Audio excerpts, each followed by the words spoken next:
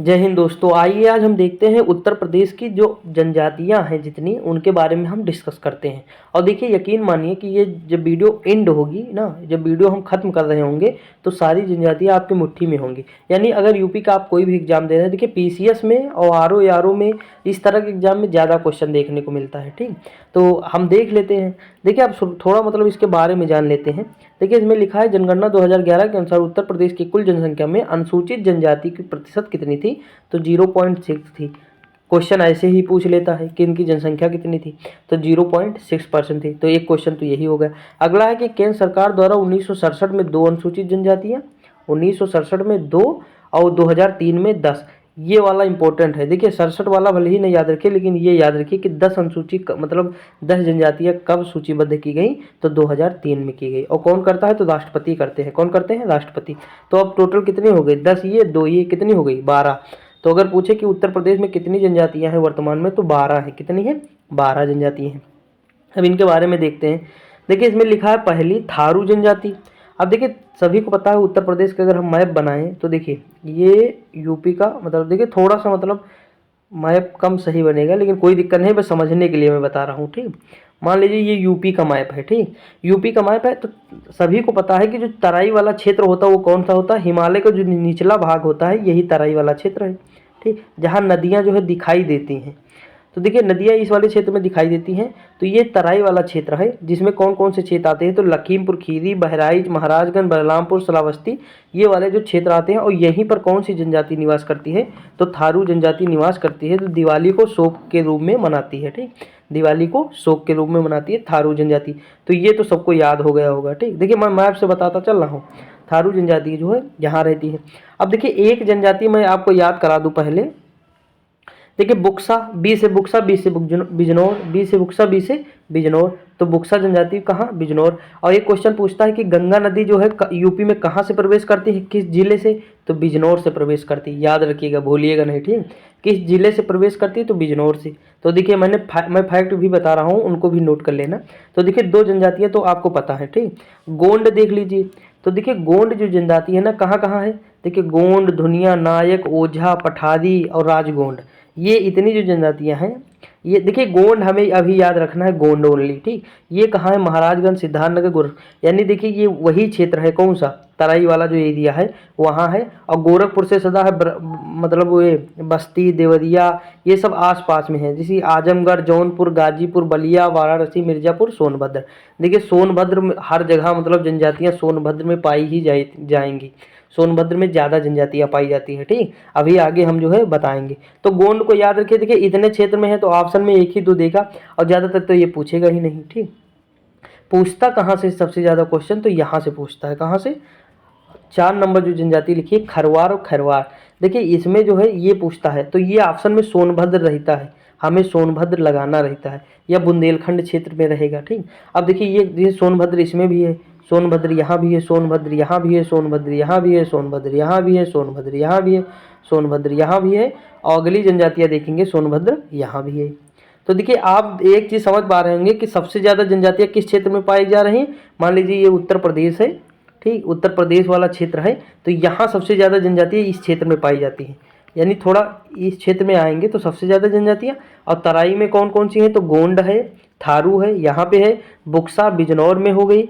एक जनजाति है यहाँ ललितपुर में है, कौन सी है? सहरिया है। अगर आपके माइंड में ये जनजाति हो जाए ना, बैठ जाए, तो यानी हमारा जनजाति का खेल खत्म। अब देखिए हम याद करा रहे हैं आपको। मान लीजिए हमने ये मैप बनाया यूपी का। ठीक, मान लीजिए कि इस तरह मैप है और यहाँ है सोनभद्र। क्या है? सोनभद्र। तो देखिए हमें मैक्सिमम जनजाति जैसे अगरिया, सहरिया, पहरिया, परहिया, तो ये सारी जनजाति हिया वाली कहाँ है? सोनभद्र में है। लेकिन एक जनजाति है सहरिया जनजाति। कौन? सहरिया जनजाति। यहाँ कौन सी जनजाति है? सहरिया। ठीक, हमें ये याद रखना है। अब हम याद कैसे करेंगे? देखिए मान लीजिए सारी जनजाति यहाँ रह रही थी, ये भी यहीं रह रही थी, लेकिन जो है इसने क्या कहा कि तुम लोग मुझे बहुत परेशान करते हो, मैंने बहुत सह लिया, अब मैं नहीं सहूँगी, मैं अब सबसे दूर जाऊँगी, यूपी में सबसे अलग रहूँगी। यानी मैं सबसे अलग रहूँगी क्योंकि मैंने बहुत सह लिया। ठीक, तो अब देख लीजिए ये कहाँ है? सबसे अलग तो है भाई, ललितपुर सबसे नीचे है कि नहीं? यहाँ पे। तो ये सह लिया यानी सबसे अलग हो गई।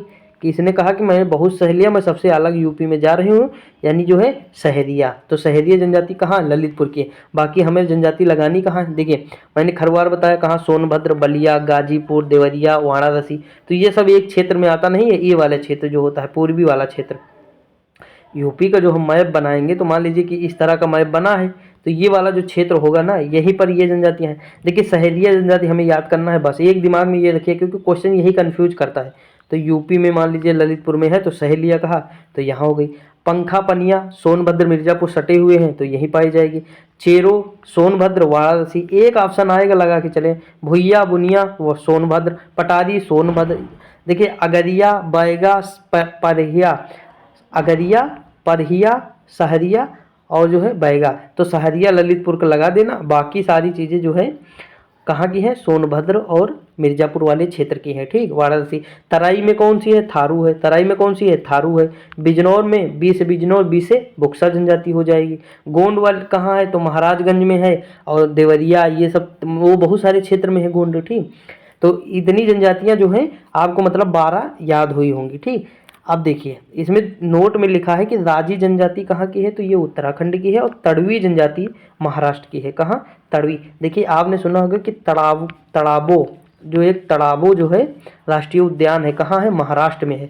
तो हमने तो उसी से रिलेट कर लिया, तड़ाबो से तड़वी महाराष्ट्र। ठीक, और राजी से उत्तराखंड, उत्तराखंड राजी जनजाति। तो ये याद कर लीजिए।